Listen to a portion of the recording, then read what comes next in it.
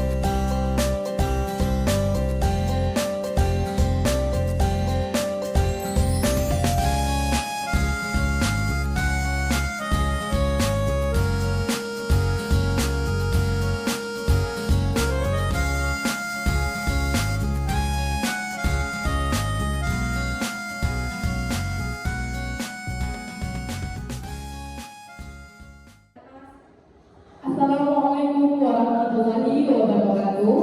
Waalaikumsalam warahmatullahi wabarakatuh.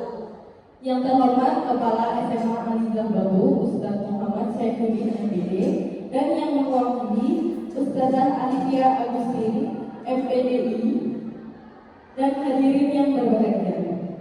Marilah kita bersama-sama memanjatkan puja dan puji syukur kehadiran Allah Subhanahu wa Ta'ala yang telah memberikan nikmat iman, Islam, dan kesehatan sehingga kita dapat berkumpul di ruangan ini dalam keadaan sehat walafiat. Amin ya rabbal alamin.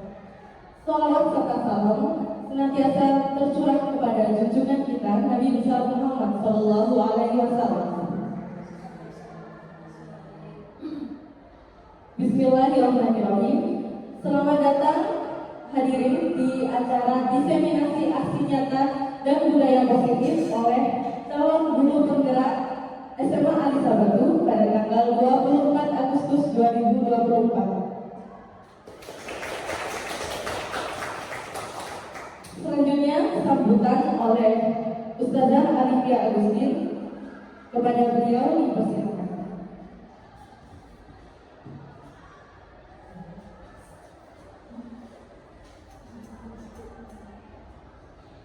Bismillahirrahmanirrahim. Assalamualaikum warahmatullahi wabarakatuh. Waalaikumsalam warahmatullahi wabarakatuh. Baik, yang terhormat Ustadz Ustadzah SMA Al-Iza beserta CGP. Pada kesempatan kali ini, alhamdulillah kita masih diberikan kesehatan sehingga bisa berkumpul untuk mengikuti kegiatan diseminasi budaya positif yang akan dilaksanakan oleh Ustazah Okta, Ustazah Fia, dan Ustazah Sofi. Tak lupa sholawat serta salam semoga tetap tercurahkan kepada junjungan kita Nabi Muhammad SAW.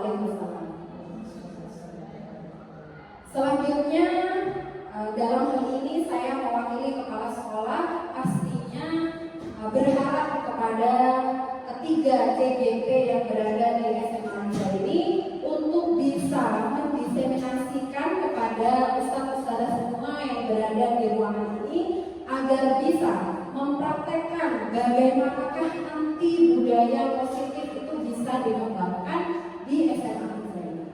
Jadi dengan nanti diseminasi ini harapannya ustadzah semua yang berada di sini lebih bisa mampu bagaimana mengatasi permasalahan santri dengan mengutamakan budaya positif. Nanti semoga ketiga CGP kita yang sudah siap dengan materi yang pastinya luar biasa ini nantinya bisa menularkan ilmu-ilmu yang sudah didapatkan selama pendidikan guru penggerak di tahun saja harapan saya. Selamat kepada para CGP, silakan bisa melanjutkan kegiatan diseminasi ini untuk pengimbasan ilmu yang sudah didapatkan selama ini. Terima kasih sekali lagi saya sampaikan. Assalamualaikum warahmatullahi wabarakatuh. Waalaikumsalam warahmatullahi wabarakatuh. Terima kasih Ustazah Alifia Agustin atas sambutan dan sedikit motivasinya. Semoga bisa menjadi dorongan yang kuat untuk CGP kita dalam menularkan ilmunya kepada hadirin yang ada di ruangan.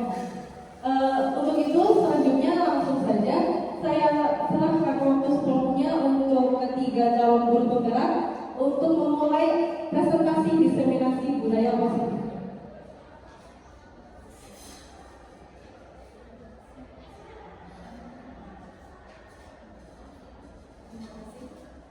Terima kasih atas waktunya.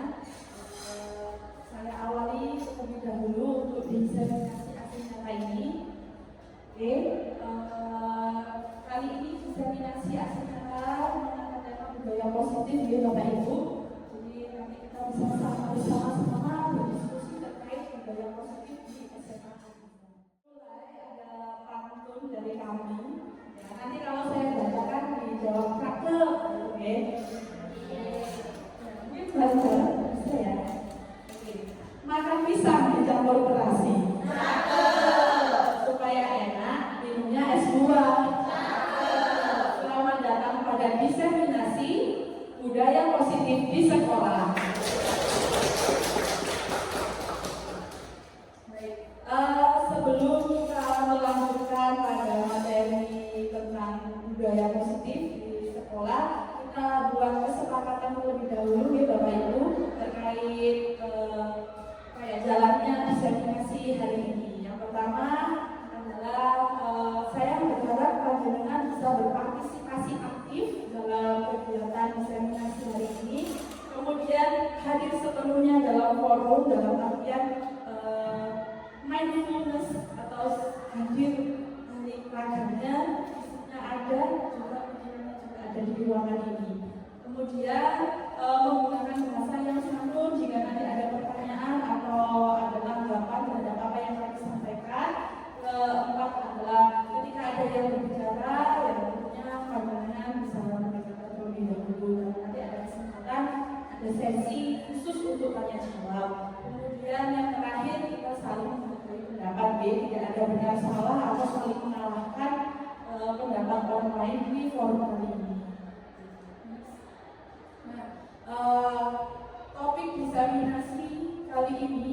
Topik diseminasi kali ini ada 6. Yang pertama adalah disiplin positif dan nilai kebajikan. Yang kedua teori motivasi, hukuman dan penghargaan dan restitusi. Yang ketiga ada keyakinan kelas. Yang keempat kebutuhan dasar manusia dan dunia berkualitas. Kelima restitusi sebagai 5 posisi kontrol dulu. Dan yang keenam segitiga restitusi. Ya, jadi ada 6 topik ini yang akan kita bicarakan di diseminasi kali ini. Dimulai dari saya, insya Allah tidak perlu perkenalan lagi ya. Sudah kenal semua ya Bapak Ibu. Ya, di perkenalan kali ini saya akan membicarakan tentang disiplin positif, restitusi dan hukuman dan seterusnya. Oke, pertanyaan otomatis sebelum kita bahas. Yang pertama adalah menurut Bapak Ibu, apakah makna dari disiplin? Dan yang kedua, pernahkah Bapak Ibu menerapkan disiplin tersebut di kelas? Mungkin ada yang ingin berpendapat? Oh, silakan. Silakan Ibu terlebih dahulu.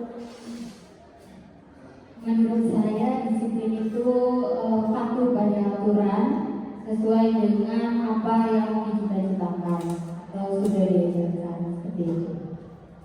Terima kasih Ibu Mimi. Mungkin ditambah pendapatnya Bu Fitra.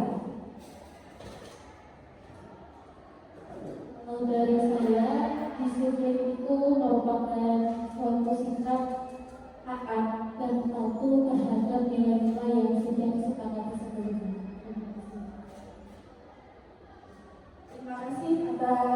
jawaban dari Bu Mimi dan Bu Fitra terkait disiplin. Intinya tadi adalah taat, patuh dengan peraturan, gitu ya. Itu yang kita dapatkan. Coba kita lihat. Dan saya yakin setiap panjenengan semua pasti sudah menerapkan disiplin di kelas ya, karena sebelum kelas dimulai pasti panjenengan membuat keyakinan kelas atau kesepakatan dengan anak-anak supaya pembelajaran itu berjalan dengan lancar. Next. Nah, jadi apa sih disiplin itu? Yang pertama kita lihat dari bahasa. Berasal dari bahasa Latin yang artinya disiplina, yang artinya belajar. Nah, berarti disiplin itu terkait dengan belajar sebenarnya. Kemudian makna asal dari kata ini berkonotasi dengan disiplin diri dari murid-murid Sokrates dan Plato. Jadi istilah disiplin itu sudah ada di zaman Yunani dulu, Bapak Ibu. Kemudian disiplin diri membuat orang menggali potensinya menuju sebuah tujuan apa yang dia hargai. Kemudian, namun dalam budaya kita, makna kata disiplin telah berubah menjadi sesuatu yang dilakukan seseorang pada orang lain untuk mendapatkan kepatuhan.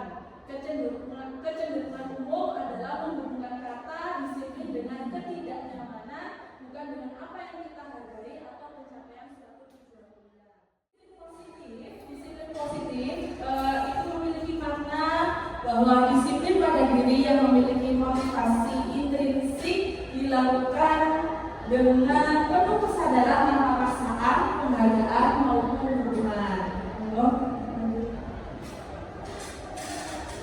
Disiplin positif itu juga memiliki makna seseorang yang memiliki disiplin diri, berarti mereka bisa bertanggung jawab terhadap apa yang dilakukan karena mereka mendasarkan tindakan mereka pada nilai-nilai kebajikan universal. Apa saja sih nilai-nilai kebajikan universal itu?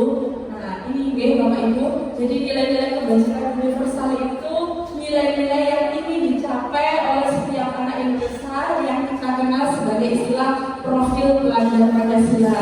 Saya rasa ini tidak asing di telinga kita terkait profil pelajar Pancasila. Ada yang pertama beriman, bertakwa kepada Tuhan Yang Maha Esa dan berakhlak, mandiri, bernalar kritis, berkebinekaan global, bergotong royong, dan terakhir kreatif. Kemudian ada pertanyaan pemantik kedua bagi Bapak Ibu. Yang pertama adalah sebagai seorang guru yang hadir tepat waktu di kelas, apa motivasi yang Bapak Ibu miliki? Apakah karena tidak ingin ditegur kepala sekolah? Apakah karena ingin pujian? Ataukah ingin mendapatkan penghargaan? Jadi ini yang tadi itu disiplin positif yang arah tujuannya adalah untuk menggali motivasi diri dari anak didik kita. Tapi coba ya saya tanya dengan semua dari dua pertanyaan pemantik ini. Ada yang mau jawab? Bapak Ibu, kalau misalnya nih ingin hadir tepat waktu di sekolah, sebenarnya tujuan atau motivasi Bapak Ibu ini apa? Ya, Ibu Kepala.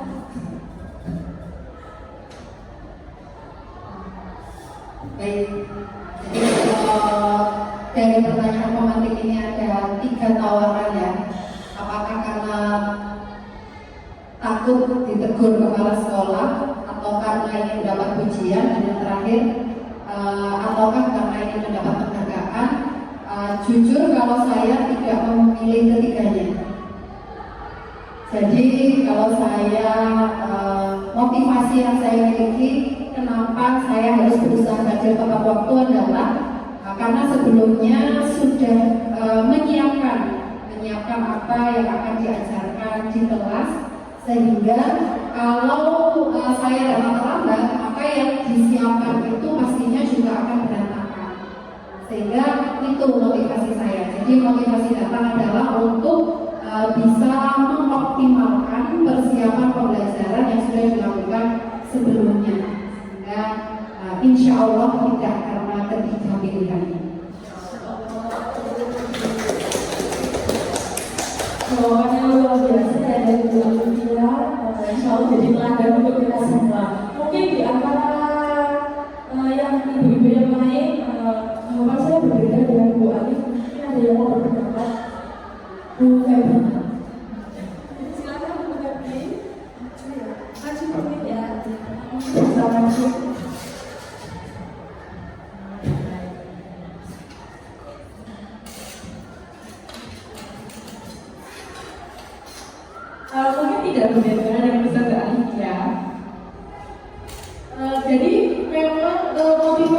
dan hadir tepat waktu di kelas itu selain karena sudah menyiapkan pelajaran sebelumnya, karena mungkin saya merasa wah anak-anak pasti akan menunggu gurunya, pasti anak-anak pasti ingin segera belajar dan mendapatkan pelajaran dari gurunya.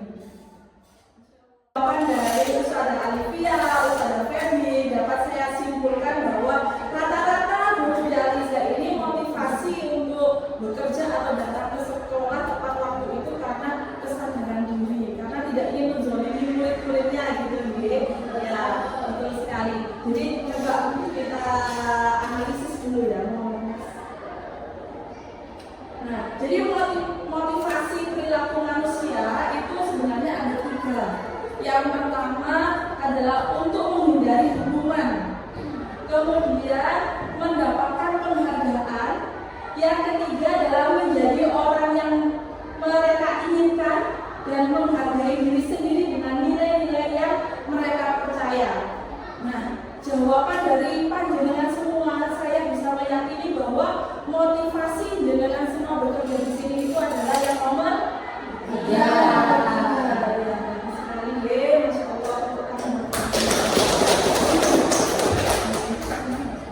Nah, teori ini berdasarkan teori motivasi perilaku manusia nih Bapak Ibu. Jadi ada yang namanya motivasi internal dan motivasi eksternal. Nah, jika kita ketika melakukan sesuatu itu mengharapkan hadiah atau hukuman, berarti kita itu bertindak atas motivasi eksternal. Berbeda jika kita melakukannya itu untuk menghargai diri sendiri atau untuk menumbuhkan nilai-nilai yang baik kepada orang lain. Nah, itu yang disebut dengan motivasi internal. Nah, inilah tujuan dari disiplin positif, yaitu menumbuhkan motivasi internal. Baik, bisa lanjut ya Bapak Ibu nih. Nah, pertanyaan romantik yang ketiga, apakah yang Bapak Ibu guru hebat lakukan apabila menemukan murid yang melakukan pelanggaran? Jadi kan kita sudah tahu motivasi anak kan, akhirnya kita bertanya-tanya seperti foto saya ini ya kan, kita bertanya-tanya. Misalnya Bapak Ibu di sini menemukan murid yang melakukan pelanggaran, apakah Bapak Ibu akan memberi yang pertama hukuman, yang kedua teguran atau restitusi? Saya yakin panjenengan semua bisa memahami perbedaan antara hukuman, teguran dan restitusi ini. Ada yang mau menjawab? Yang mau berpendapat? Mila, ini yang biasanya menangani kasus anak-anak ya. Oh ya, kalau menurut saya ketika kita menemukan murid yang melakukan pelanggaran, bisa ditanya dulu kenapa anak itu melakukan pelanggaran gitu. Jadi ditanyakan alasannya dulu. Kemudian jika dikelompokkan apakah ini memang berniat ataupun ada alasan yang lain. Setelah itu bisa dibukakan kitab atau tertibnya. Nah, dari jawaban Mila tadi kita bisa menyimpulkan bahwa jika ada murid yang melakukan pelanggaran, maka yang baiknya kita lakukan adalah memberikan restitusi. Nah, yang dilakukan Bu Mila itu tadi namanya restitusi, menanyakan alasan terlebih dahulu kenapa melakukan hal tersebut, baru kita menentukan langkah selanjutnya. Tapi nanti detail tentang restitusi akan kami jelaskan nanti di akhir. Ada di segitiga restitusi. Monggo next. Nah, ini ada tebak-tebakan, bukan kuis lah. Masa muridnya aja yang dikasih kuis. Nah, ini coba ya. Terlihat jelas nih, Bapak Ibu. Yang ada kalimat pertama, ada namanya tindakan guru, yang kolom sebelah sana hukuman atau konsekuensi. Berarti tugas panjenengan silakan dibaca, kemudian dipilih kalimat, misalnya kalimat pertama ini termasuk hukuman ataukah konsekuensi.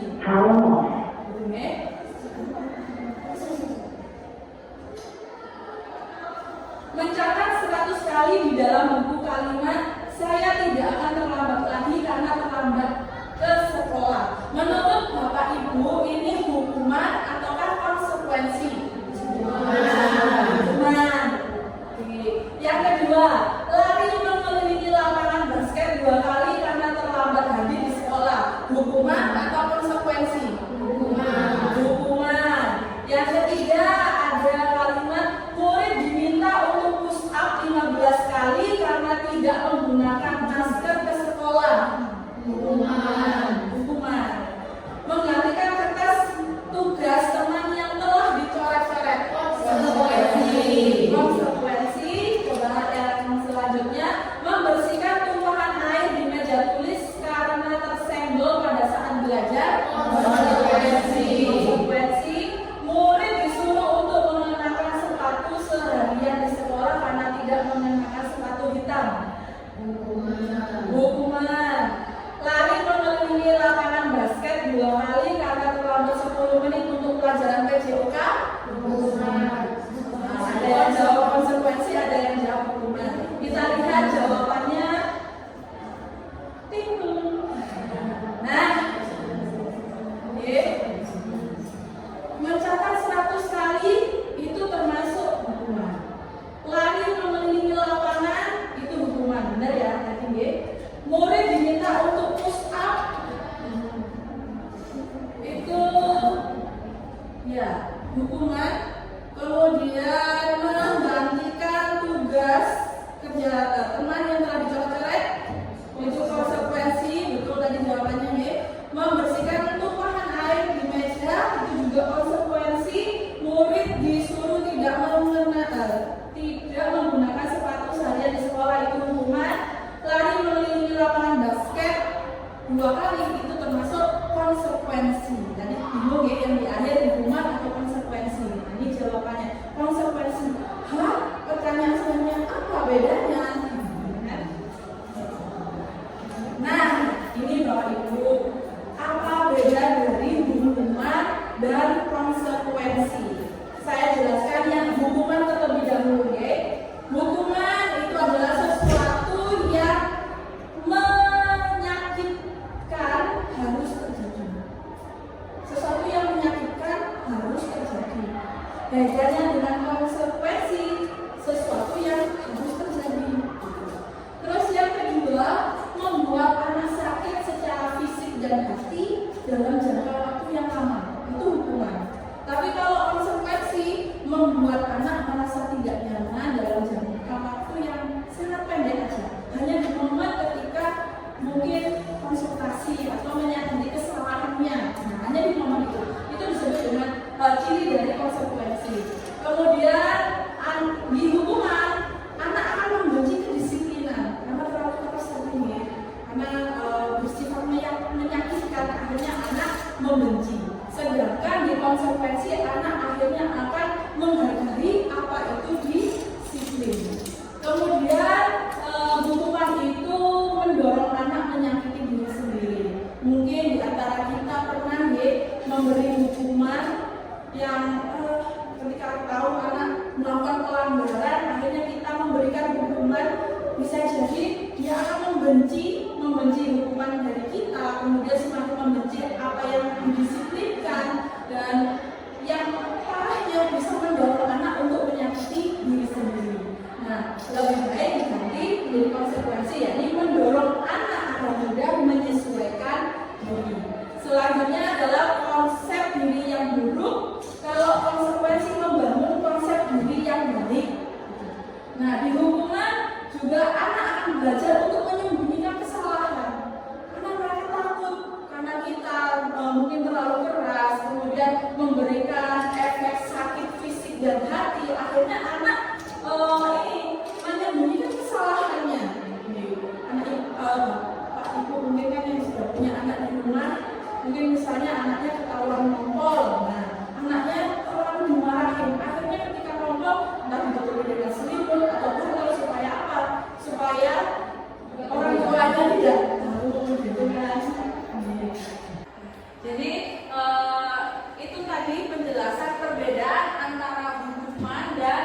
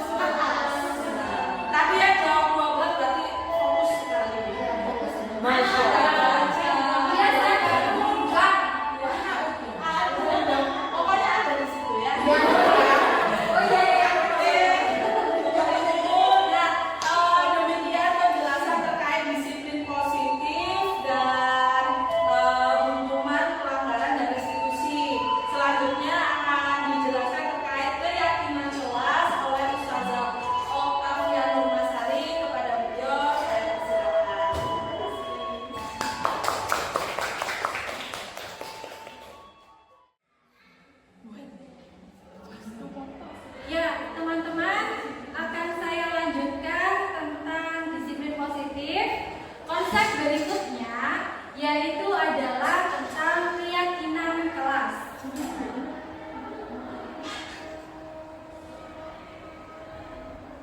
Keyakinan kelas di sini, keyakinan kelas itu merupakan seperangkat nilai dan prinsip yang disepakati bersama oleh guru dan siswa untuk memandu perilaku dan interaksi di dalam kelas. Nah, keyakinan kelas ini dapat dibuat dengan melibatkan siswa dengan guru. Nah, apakah teman-teman sebelumnya pernah mempraktekkan membuat keyakinan kelas? Pernah ya pastinya. Ketika teman-teman membuat keyakinan kelas, apakah teman-teman melibatkan siswa? Ya. Jadi itu juga merupakan salah satu dari ciri-ciri keyakinan kelas. Tujuannya apa? Tujuannya adalah keyakinan kelas ini nanti diharapkan dapat diterapkan untuk membangun budaya positif di lingkungan sekolah. Jadi tadi Ustazah Tia menjelaskan bagaimana itu disiplin positif. Nah, sekarang keyakinan kelas ini itu merupakan sebuah alat atau usaha kita untuk menerapkan budaya positif, terutama di lingkup kecil yaitu kelas. Nah, keyakinan kelas atau sekolah itu merupakan pernyataan universal dan itu mudah diingat dan dipahami oleh kemudian harus diterapkan di lingkungan sekitarnya. Nah, jadi yang dinamakan keyakinan itu adalah sebuah kalimat-kalimat yang mudah diingat, tidak panjang, tapi pendek-pendek saja, tapi mudah diingat. Nah, di sini ada sebuah peraturan. Nah, di sini saya minta teman-teman menarik kesimpulan dari peraturan ini. Kira-kira keyakinan kelas atau nilai kebajikan apa yang terdapat dalam aturan tersebut. Jadi tadi kan Ustazah Tia kan sudah menjelaskan tentang kebajikan universal yang kita sepakati terdapat pada profil pelajar Pancasila. Nah, dari aturan-aturan ini kira-kira nilai kebajikan universal apa yang terkandung di dalamnya? Misalnya nomor 1, selalu kembalikan buku ke tempatnya. Kira-kira mengandung nilai kebajikan apa? Disiplin. Kemudian dilarang mengganggu orang. Saling menyayangi, saling menghargai. Hadir di sekolah 15 menit sebelum pembelajaran dimulai. Disiplin, tepat waktu. Kemudian dilarang melakukan kekerasan. Saling menyayangi, ya, saling menghargai. Dilarang menggunakan narkoba. Taat aturan, bergantian atau menunggu giliran. Itu kira-kira nilai kebajikan apa yang dimunculkan? Tertib. Nah, gunakan masker, menggunakan masker, menjaga kesehatan. Kemudian jangan berlari di kelas atau koridor. Kira-kira apa? Tertib. Nah, kira-kira apa nilai keyakinan kelas yang dicerminkan dari setiap peraturan itu? Nah, ini jawabannya teman-teman. Ini tadi adalah peraturan-peraturan beserta nilai keyakinan kelas atau kebajikan universal. Di sini kita nggak hanya bisa mengangkat dari profil pelajar Pancasila, tapi juga banyak nilai kebajikan yang terdapat di sekitar kita. Nah, itu juga bisa didapatkan di sini ya.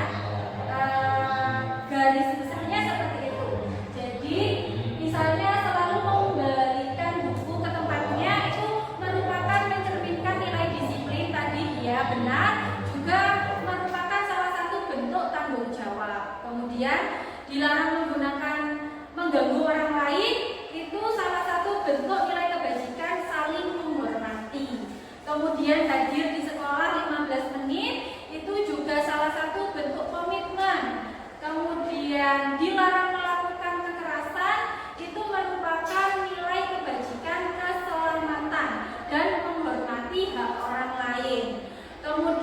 dilarang menggunakan narkoba, itu juga mencerminkan nilai kesehatan bersama dengan menggunakan masker.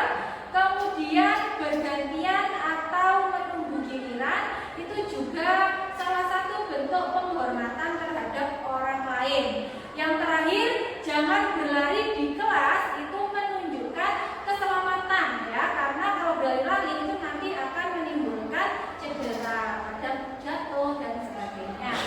Nah, itu tadi jadi setiap aturan yang kita terapkan nanti itu pasti memiliki nilai kebajikan di dalamnya.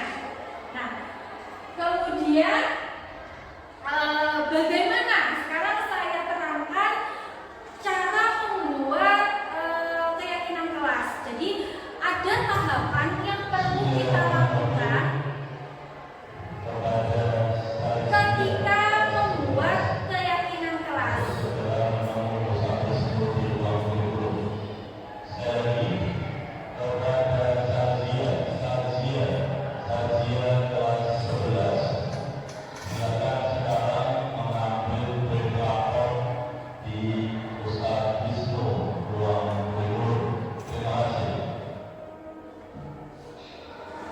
Baik ya, saya lanjutkan kembali. Jadi mungkin nanti bisa teman-teman catat, kemudian bisa untuk diterapkan di kelas teman-teman masing-masing, terutama wali kelas atau juga meskipun teman-teman tidak menjadi wali kelas, juga kita sebagai guru pelajaran juga pasti punya aturan yang akan kita laksanakan di kelas yang kita ajar. Jadi cara membuat aturan atau keyakinan kelas ini adalah yang pertama. Nah, yang pertama yang perlu kita lakukan adalah menggali peraturan yang disepakati di kelas tersebut. Nah, kira-kira apa aturan yang diperlukan supaya kelas jenengan semuanya itu bisa berjalan dengan baik. Nah, itu ya. Pasti antara satu guru dan guru lain ini memiliki peraturan yang berbeda-beda. Tergantung dari kitanya, yang pasti harus kita sesuaikan semuanya dengan kultur atau budaya yang sudah kita jalani di SMA Al-Izhar.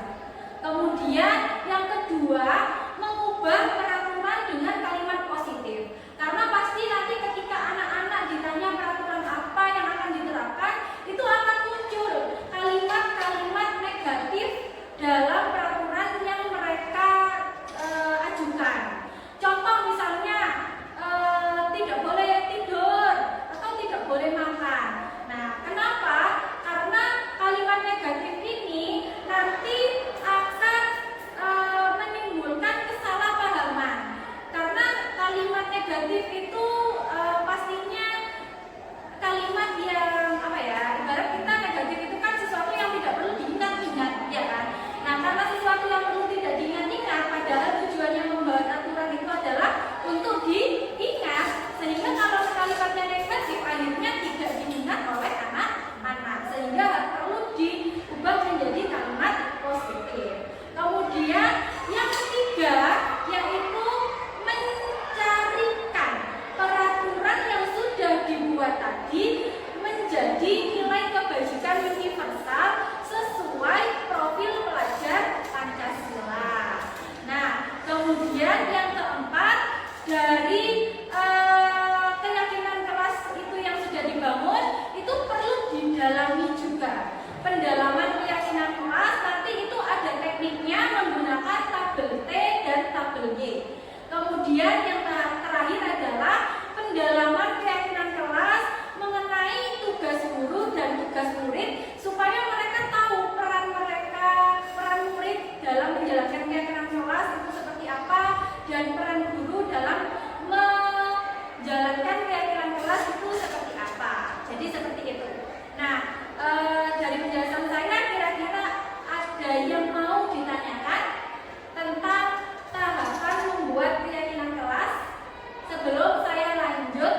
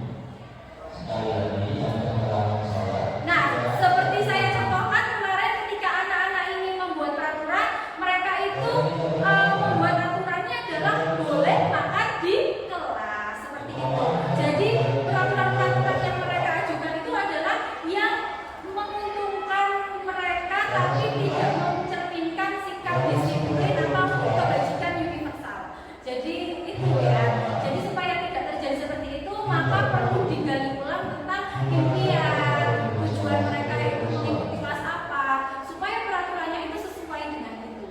Nah, kemudian yang kedua adalah mengubah peraturan yang sudah dibuat itu dengan kalimat positif.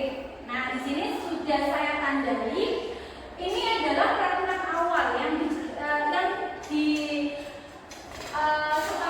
oleh kelas tersebut. Pasti banyak, karena setiap anak kemarin itu saya minta untuk menuliskan apa peraturan yang mereka inginkan. Secara garis besar yang sama itu nanti saya jadikan satu. Secara garis besar itu ada 4 poin peraturan. Nah, di situ ada mereka menuliskan tidak boleh mengobrol hal pribadi ketika guru menjelaskan. Kemudian tidak tidur saat guru menjelaskan dan saat mengerjakan tugas.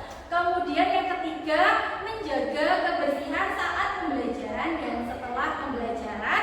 Yang terakhir, kelas tidak boleh diam-diaman, harus aktif. Ini kalimat asli anak-anak, teman-teman. Nah, jadi apakah dari kalimat-kalimat itu teman-teman menemukan kalimat negatif? Ya. Tidak ya? Ada kalimat negatif tidak dari peraturan itu? Iya, dari peraturan awal. Yang ada di situ saya kasih tanda warna merah ya. Tidak boleh, tidak tidur, tidak boleh. Nah, maka kita harus merubahnya ke dalam kalimat yang positif. Di situ saya ubah tidak boleh mengobrol hal pribadi ketika guru menjelaskan menjadi menyimak penjelasan guru. Artinya kan ketika tidak ngobrol berarti kan mereka menyimak penjelasan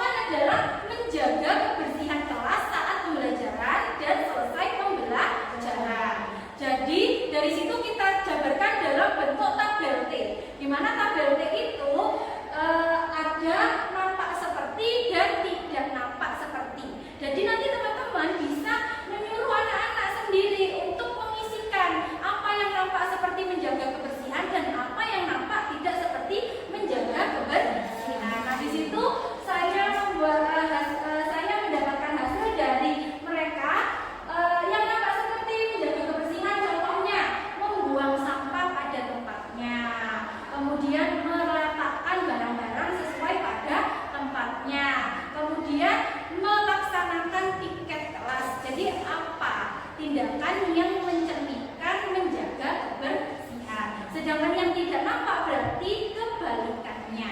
Contoh, buang sampah sembarangan, barang pribadi berantakan, dan melewatkan jadwal piket. Itu adalah yang tidak tampak seperti ini. Nah, yang berikutnya kita analisis setelah tabel T menggunakan tabel Y. Ya, menggunakan tabel Y. Tabel Y di sini, tabel Y di sini adalah ada terdengar, kemudian terlihat, jadi dibagi menjadi 3 bagian. Garis lingkaran itu dibagi menjadi 3 bagian, ada terdengar, ada terlihat, dan ada berperilaku. Jadi terdengar itu adalah apa kalimat-kalimat yang menunjukkan menjaga kebersihan. Contoh, buanglah sampah pada tempatnya. Yang terlihat menjaga kebersihan. Kalau kelas itu pasti akan terlihat bersih, rapi. Kemudian perilaku yang mencerminkan, membuang sampah pada tempatnya. Jadi perilaku itu yang mencerminkan individu atau anak yang bagaimana dia bisa menjaga kebersihan saat pembelajaran dan setelah pembelajaran. Jadi itu yang terakhir, pendalaman. Jadi di sini yang terakhir adalah pendalaman keyakinan kelas, di mana pendalaman ini ketika mereka sudah memahami tadi analisis tabel T dan Y, maka mereka harus tahu apa tugas guru dan apa tugas murid atau siswa dalam menjalankan kebersihan kelas itu tadi.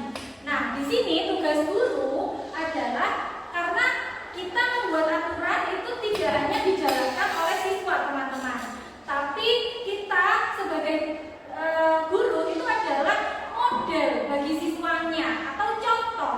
Kalau kita sendiri tidak memberikan contoh dalam menaati aturan itu, bagaimana kita bisa mengharapkan siswa bisa mematuhi aturan? Jadi itu kita dulu.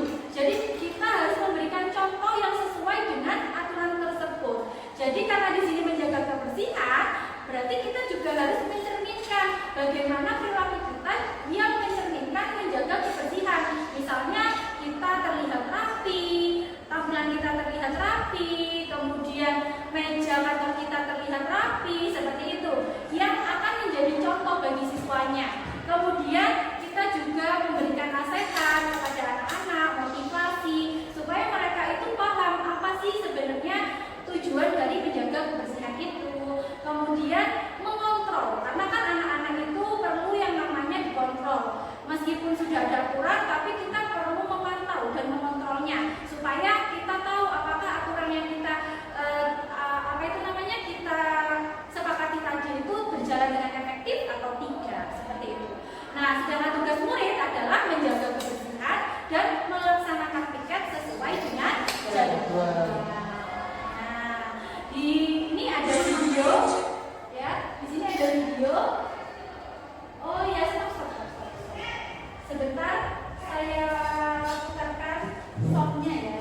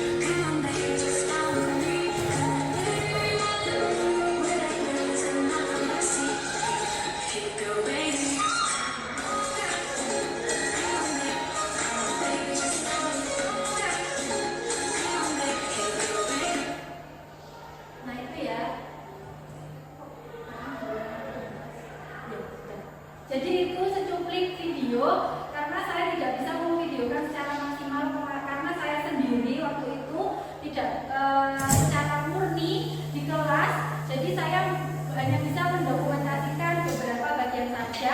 Jadi intinya ketika kita membuat keyakinan kelas itu kita harus melibatkan siswa secara aktif. Kita di situ tugas kita adalah hanya sebagai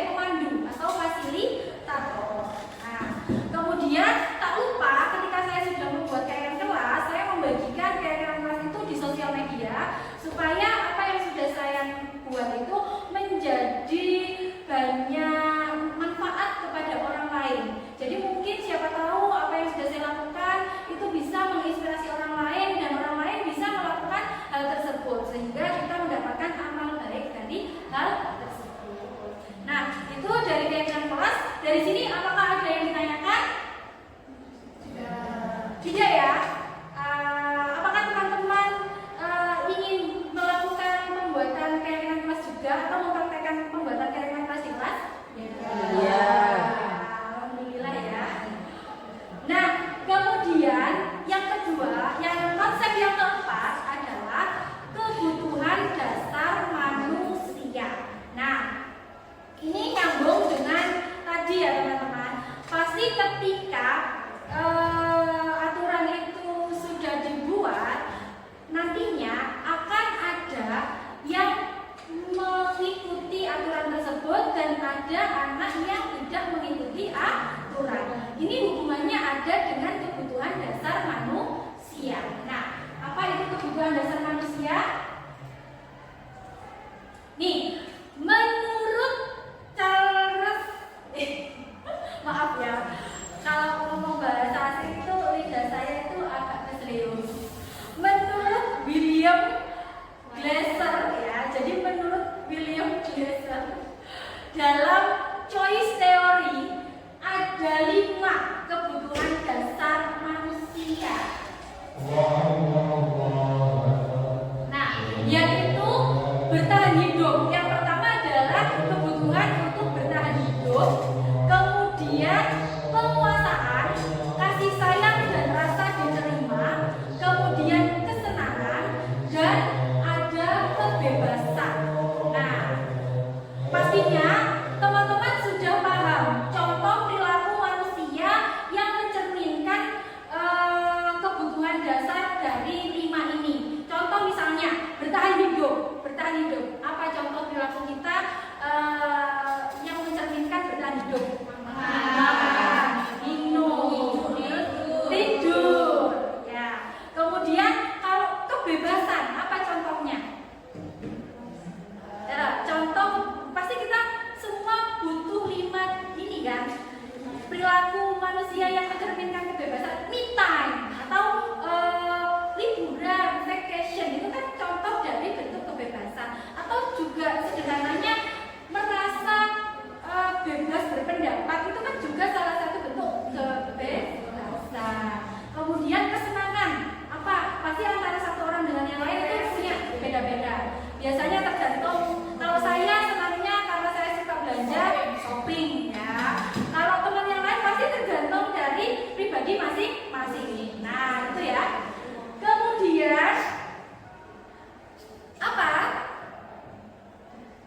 Tujuan dari kebutuhan dasar ini. Nah, sebenarnya semua yang kita lakukan itu adalah sebuah bentuk dari usaha untuk memenuhi kebutuhan. Apapun yang kita lakukan itu adalah usaha untuk memenuhi kebutuhan. Nah, ketika kita mendapatkan apa yang kita butuhkan, maka muncullah yang namanya kesenangan atau kebahagiaan.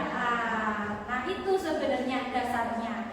Nah, ketika teman-teman melihat di sekolah ada seorang murid melakukan suatu perbuatan yang itu bertentangan dengan nilai-nilai kebajikan tadi atau melanggar aturan, berarti di situ bisa dipastikan ada kebutuhan dasar yang masih belum terpenuhi oleh siswa. Karena kita kalau belum terpenuhi, karena kita pastikan tujuannya adalah kita hidup memenuhi kebutuhan ya. Ketika tidak terpenuhi, maka kita akan mengekspresikan dengan hal-hal lain supaya itu terpenuhi. Kebanyakan perilaku yang akan tercermin ketika itu tidak terpenuhi, maka akan mencerminkan perilaku negatif. Tapi bisa juga dengan perilaku positif. Tapi ketika anak-anak biasanya karena mereka masih labil, mereka akan mencari hal-hal negatif. Di sini ada video. Nah, monggo bisa diamati videonya.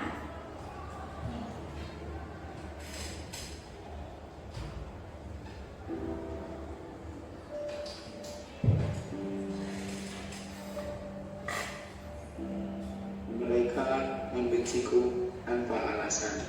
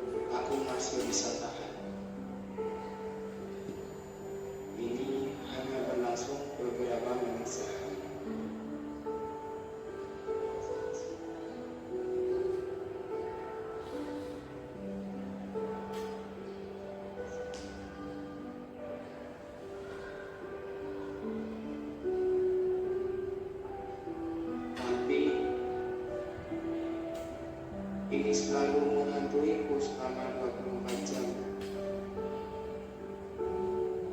Membuatku percaya kalau aku benar-benar tidak berguna. Aku sampah.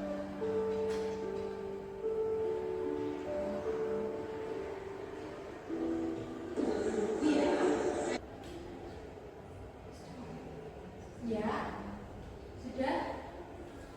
Nah, itu ya, 1 dari 8 anak Indonesia pernah mengalami penghinaan dan pembulian. Jadi itu adalah kasus yang pasti di setiap sekolah itu terjadi dengan berbagai versi. Nah, dari kasus tersebut teman-teman, menurut teman-teman, kira-kira kebutuhan dasar apa yang belum terpenuhi sehingga anak tersebut itu melakukan hal tersebut? Menurut teman-teman apa? Ada yang bisa? Ya, bisa Darula. Kasih sayang. Kasih sayang. Sehingga bisa jadi melakukan yang Oh, jadi kasih sayang ya. Kasih sayang itu yang tidak terpenuhi sehingga mereka itu kadang mencari perhatian. Karena setiap kita itu kan pengen disayangi, pengen diperhatikan. Karena kurang itu akhirnya mereka melakukan sesuatu tindakan-tindakan negatif supaya dinotis atau diperhatikan oleh orang di sekitarnya. Ada lagi mungkin kebutuhan apa selain kasih sayang yang tidak terpenuhi dengan terjadinya kasus tadi? Penghargaan, kurang adanya penghargaan gitu. Kemudian apalagi selain itu? Kira-kira? Iya, aktualisasi diri. Jadi banyak ya. Jadi banyak sekali kebutuhan dasar dari manusia yang tidak terpenuhi sehingga melakukan tindakan-tindakan negatif. Contohnya adalah bullying. Ya, itu. Nah, kita sebagai guru ketika menghadapi hal tersebut, maka ketika bagaimana anak supaya dia itu tidak melakukan perbuatan-perbuatan yang di luar peraturan atau yang mencederai nilai-nilai kebajikan, maka kita perlu menerapkan dunia berkualitas. Ya. Di sekolah ini kita harus menerapkan dunia berkualitas. Dunia berkualitas itu apa? Dunia berkualitas itu adalah tempat khusus dalam pikiran kita masing-masing yang menyimpan gambaran atau representasi, ya, representasi dari semua yang Anda inginkan. Ya kan? Karena yang menjadi dasar dunia berkualitas itu kan bahagia. Kita bahagia kalau apa yang kita inginkan itu bisa tercapai atau terwujudkan. Nah, murid kita itu juga demikian, teman-teman. Jadi murid kita itu mempunyai gambaran dunia berkualitas mereka masing-masing. Tentunya sebagai guru kita ingin mereka itu memasukkan hal-hal yang bermakna dan nilai-nilai kebajikan yang hakiki ke dalam dunia berkualitas mereka. Jadi peran kita adalah dengan menerapkan disiplin positif itu tadi di kelas sehingga mereka memiliki nilai-nilai kebajikan di dalam dunia berkualitas mereka. Nah, itu saja yang saya sampaikan. Untuk kemudian materi berikutnya adalah bagaimana kita sebagai guru memposisikan diri ketika kita berhadapan dengan murid, ya, yang akan dijelaskan oleh Ustazah Sofiatus Sa'adah. Kepada Ustazah Sofiatus Sa'adah, silakan. Terima kasih. Selanjutnya saya akan menjelaskan tentang posisi kontrol dan segitiga restitusi. Nah, sebelum kita lanjutkan pada apa sih posisi kontrol sebagai guru, tentunya saya ingin mengajak panjenengan semua atau ibu saudara-saudara semuanya untuk merefleksikan diri, berenung kira-kira posisi kontrol panjenengan semua ini sudah berada di posisi yang mana. Nah, kemudian di sini ada 5 posisi kontrol ya. Ada penghukum, pembuat merasa bersalah, ada sebagai teman, pemantau, dan manajer. Nah, sebelum saya lanjutkan apa itu penghukum dan selanjutnya, maka saya ingin mengajak panjenengan semua untuk merefleksikan diri panjenengan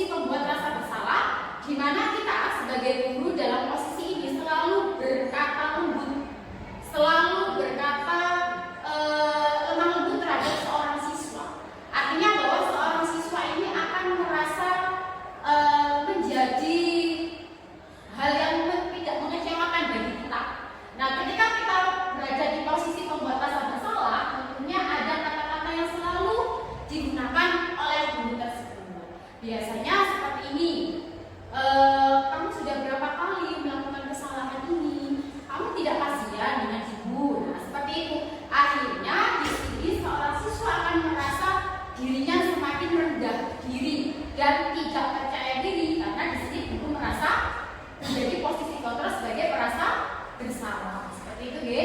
Kemudian yang ketiga adalah sebagai teman. Artinya bahwa ketika seorang guru berada pada posisi sebagai teman, maka di sini hubungan antara guru dan siswa akan bersifat humoris. Tetapi perlu digarisbawahi, Ibu, ketika kita berada pada posisi kontrol sebagai teman, maka ada sisi positif dan sisi negatifnya. Ketika kita berada pada sisi positifnya, maka mungkin seorang murid akan merasa dekat dengan kita, akan merasa selalu dilindungi kepada kita. Nah, biasanya seorang guru ketika berada di posisi sebagai teman, maka dia akan berkata seperti ini, ayolah ajarkan, kasihan ibu, kemarin ibu sudah bantu kamu, sekarang kamu bantu ibu ya. Nah, maka di situ akan menciptakan posisi seorang siswa dan seorang murid itu akan merasa lebih dekat.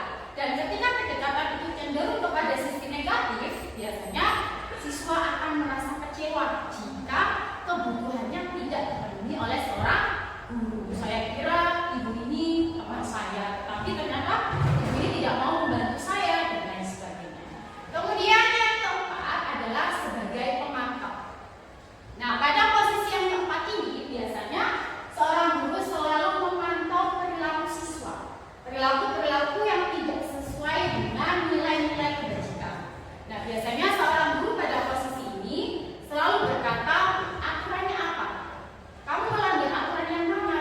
Nah, maka biasanya guru pada posisi pemantau itu selalu memantau tindakan seorang siswa yang tidak sesuai dengan aturan. Dan biasanya beliau akan menggunakan catatan-catatan khusus yang mana dia akan selalu memantau dan mengawasi setiap perilaku siswa. Kemudian yang terakhir adalah sebagai seorang manajer. Nah, ketika posisi kontrol guru sebagai seorang manajer, tentunya guru akan mendampingi seorang siswa untuk menemukan sebuah solusi akan tindakan yang telah dia lakukan. Guru akan lebih membuka diri atau akan mendampingi seorang siswa untuk menemukan kesalahan atau tindakan solusi yang akan dia buat atas tindakan yang mereka dapatkan. Nah, biasanya di posisi manajer ini guru akan berkata seperti ini. Misalnya, kamu kemarin apa hal yang sudah kamu lakukan, nak? Kenapa kamu melakukan hal tersebut? Nah, maka di posisi manajer ini guru tidak menentukan solusi akan permasalahan yang siswa buat, tetapi mendampingi bagaimana seorang siswa bisa membuat keputusan atau solusi dari hasil tindakan yang mereka lakukan. Nah, setelah saya jelaskan dari posisi kontrol seorang guru, maka panjenengan semua pastinya akan lebih paham kira-kira mana posisi kontrol seorang guru yang paling baik. Kira-kira yang mana? Sebagai manajer. Jadi posisi kontrol yang paling baik yaitu seorang manajer. Karena di sini guru berbuat sesuatu bersama dengan murid. Artinya seorang guru mempersilahkan murid untuk mempertanggungjawabkan perilakunya, kemudian mendukung murid agar dapat menemukan solusi atas permasalahannya sendiri. Jadi di sini seorang manajer juga bisa menjadi seorang teman, manajer juga bisa menjadi seorang pemantau. Tetapi kembali lagi bahwa posisi dalam manajer di sini adalah seorang guru akan mendampingi seorang siswa untuk bisa memanage dirinya sendiri. Sehingga di situ dikatakan bahwa manajer adalah di mana guru berbuat sesuatu bersama murid. Seperti itu, ya. Kemudian selanjutnya adalah terkait dengan segitiga restitusi. Nah, kaitannya dengan posisi kontrol tentunya ketika seorang siswa atau panjenengan semua mendapati seorang siswa di dalam kelas yang tidak sesuai dengan aturan yang berlaku, tidak sesuai dengan kesepakatan kelas. Nah, tentunya ketika kita menjadi seorang guru ada rasa marah, ada rasa jengkel, gitu ya. Tetapi ternyata kita diajari terkait dengan bagaimana cara kita bisa menyelesaikan sebuah permasalahannya dengan cara menggunakan segitiga restitusi. Nah, selama ini mungkin Bapak Ibu semuanya seperti ini. Alah, anak itu biarin aja, Mas, atau untung aja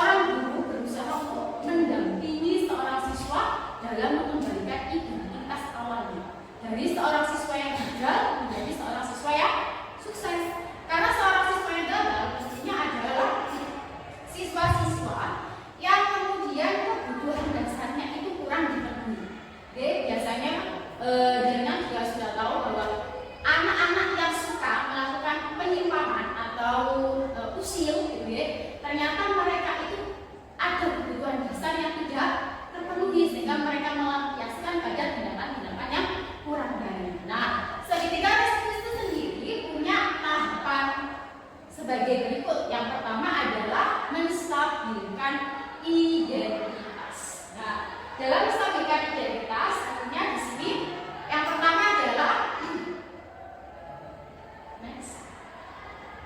adalah di sini menstabilkan yang bertujuan untuk mengubah identitas anak dari orang yang gagal karena melakukan kesalahan menjadi orang yang sukses. Jadi tahap pertama Bapak Ibu, ketika jenengan mendapati seorang siswa yang melakukan kesalahan, maka silakan dipanggil. Kemudian silakan diajak ngobrol. Kemudian silakan panjenengan melakukan tahap yang pertama, yaitu menstabilkan identitas seorang siswa. Tujuannya apa? Di sini adalah mengubah identitas anak yang gagal menjadi anak yang sukses. Dia akan menyadari akan kesalahannya. Dengan kata-kata seperti ini, nah, ibu juga pernah seperti ini. Ibu tahu tidak ada manusia yang sempurna, sehingga dia akan merasa bahwa tidak hanya dia sendiri yang akan melakukan kesalahan tersebut. Nah, dalam menstabilkan identitas ini, biasanya siswa akan cenderung lebih sadar akan kesalahan yang telah dilakukan. Kemudian yang kedua adalah terkait dengan validasi tindakan.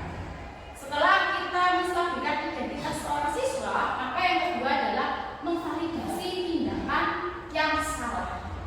Seorang guru yang memahami teori kontrol tadi, yang ajaran tadi, pasti akan mengubah pandangannya dari teori stimulus ke cara berpikir secara proaktif yang mengenali tujuan dari setiap seorang anak yang terus-menerus merengek. Tapi bila sikap itu mendapat perhatian, maka itu telah memenuhi kebutuhan anak tersebut. Dalam tindakan validasi biasanya kita akan mencari tahu latar belakang, alasannya kenapa sih nak kamu melakukan tindakan ini. Tentunya ibu juga sangat bersyukur jika kamu tidak melakukan tindakan lebih dari ini. Misal ada anak yang bertengkar dalam kelas, ya, umumnya tidak sampai mencederai temannya, maka kita perlu untuk saja ibu sangat mengapresiasi kamu tidak melakukan lebih dari ini misalnya. Maka di situ ada tindakan-tindakan yang harus divalidasi, sehingga anak akan berusaha untuk berbicara kenapa atau alasan yang kemudian membuat dia berlaku seperti ini. Kemudian yang ketiga adalah menanyakan keyakinan. Ini adalah tahap terakhir, yaitu di sini teori kontrol menyatakan bahwa kita pada dasarnya termotivasi secara internal. Ketika identitas sukses telah tercapai, maka langkah 1 dan tingkah laku yang salah telah divalidasi oleh langkah 2. Kemudian maka anak akan siap untuk dihubungkan dengan nilai-nilai yang mereka percaya atau nilai-nilai keyakinan yang mereka dapatkan. Jadi dalam menanyakan keyakinan ini, tentunya seorang guru akan menanyakan kembali kepada siswanya. Seperti ini misalnya, nah, keyakinan apa yang kamu percaya? Kamu hanya mau menjadi orang yang seperti apa? Tindakan apa yang kamu lakukan selanjutnya? Nah, maka di situ guru hanya akan mendampingi dan membantu menemukan solusi akan permasalahan yang siswa buat, sehingga siswa dapat memahami dan menentukan solusi yang akan mereka dapati atau yang mereka lakukan setelah mereka membuat kesalahan. Nah, dalam keyakinan kelas ini, banyak kita juga ikut andil sebagai guru. Kamu sudah melanggar aturan apa kira-kira, disiplinan kah, terkait dengan tanggung jawab kah, dan sebagainya. Maka kita arahkan kembali Bapak Ibu terkait dengan keyakinan-keyakinan yang anak-anak kita sudah sepakati. Seperti itu deh. Nah, berikut ini ada beberapa video terkait dengan segitiga restitusi.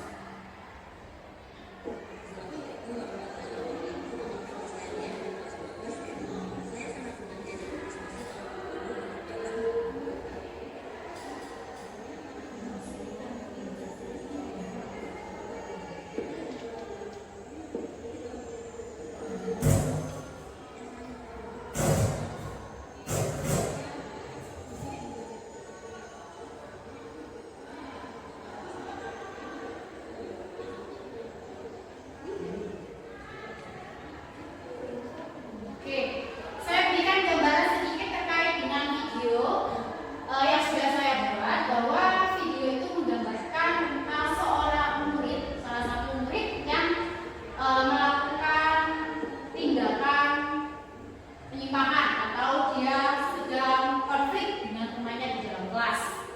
Dan kemudian saya menanyai bahwa ternyata anaknya melakukan tindakan tersebut dilarang kami oleh karena temannya tidak mau mengerjakan tugas kelompok. Akhirnya dia marah dan sampai menggerak meja. Seperti itu. Kemudian dalam menentukan keyakinan tadi, dia telah memahami bahwa dia telah melanggar nilai-nilai kebajikan seperti nilai-nilai saling menghargai. Karena sebenarnya ketika kita bekerja kelompok, tentunya kita juga harus ada nilai-nilai saling menghargai. Tentunya dia juga harus lebih bersifat sabar. Nah, ketika anak sudah bisa menentukan nilai-nilai kebajikan tersebut, berarti segitiga restitusi yang saya lakukan sudah berhasil. Seperti itu, ya. Kemudian di situ ada hasil dari di mana saya sudah melakukan segitiga restitusi bahwa anaknya sudah tidak akan melakukan tindakan itu dan sangat berterima kasih karena sudah bisa menemukan solusi akan permasalahannya dalam mereka coba. Baik, ibu-ibu semuanya, kira-kira ada pertanyaan yang tadi sudah saya jelaskan? Ya, silakan. Saya bertanya ya, apakah semua permasalahan di sekolah ini bisa diselesaikan dengan segitiga restitusi tadi? Oke, baik, terima kasih atas pertanyaan dari Bu Asmi. Ini langsung kami jawab atau? Jawab aja ya. Jadi pertanyaan dari Bu Asmi adalah apakah semua permasalahan itu bisa diselesaikan dengan cara segitiga restitusi? Nah, jadi ketika permasalahannya berada di ruang lingkup sekolah maupun di ruang lingkup keluarga, itu sangat bisa menggunakan segitiga restitusi. Jadi ketika kita berperan sebagai orang tua, berperan sebagai seorang kakak, berperan sebagai seorang guru, itu sangat bisa menggunakan segitiga restitusi. Tapi perlu digarisbawahi, kalau ketika kita menggunakan segitiga restitusi, tentunya kita harus menyesuaikan dengan tahap-tahap tadi. Jadi tahap yang pertama kita harus menstabilkan identitas anak terlebih dahulu. Kemudian yang kedua adalah apa tadi? Setelah menstabilkan identitas, yang kedua adalah memvalidasi tindakan, dan yang terakhir adalah menanyakan keyakinan. Nah, apakah dari ketiga itu bisa diloncati ketika misalnya di menstabilkan identitas kita tidak berhasil, maka kita harus tetap berusaha untuk bisa menstabilkan identitas. Karena ketika kita tidak bisa menstabilkan identitas seorang siswa, maka kita tidak akan pernah berhasil untuk melangkah berikutnya, baik dalam memvalidasi tindakan maupun pada keyakinan. Itu ya, jelasnya. Selanjutnya pertanyaan Ibu Febri. Saya ingin bertanya terkait keyakinan kelas. Tadi dijelaskan bahwa keyakinan kelas itu dibuat dengan persetujuan guru dan siswa. Kemudian apakah semua guru mapel berbeda-beda bisa membuat keyakinan kelas di dalam satu kelas? Apakah kemudian siswa tidak bingung? Oke, baik. Itu tadi saya jawabkan. Ya, baik. Pertanyaan yang sangat menarik ya. Ya, saya coba menjawab pertanyaan dari Ustazah Febri. Jadi, keyakinan kelas itu memang diterapkan dalam kelas. Dan kalau kelas SMA itu pastinya kan tidak hanya satu guru saja yang mengajar. Pasti banyak guru-guru mapel lain yang juga mengajar di kelas tersebut. Dan setiap guru pastinya punya karakter yang berbeda dalam aturan di kelas. Contohnya misalnya makan.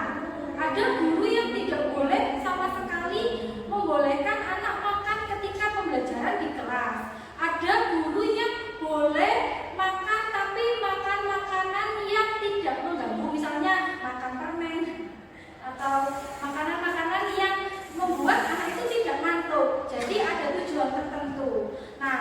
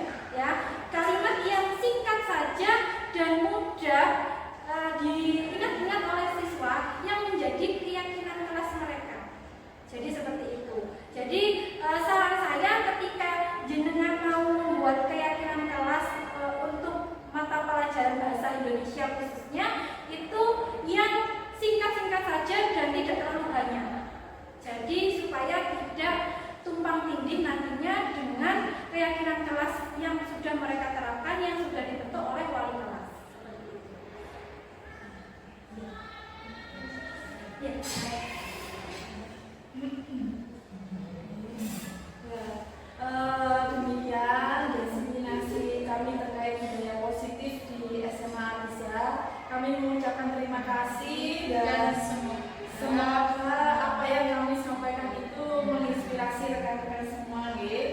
Nggih.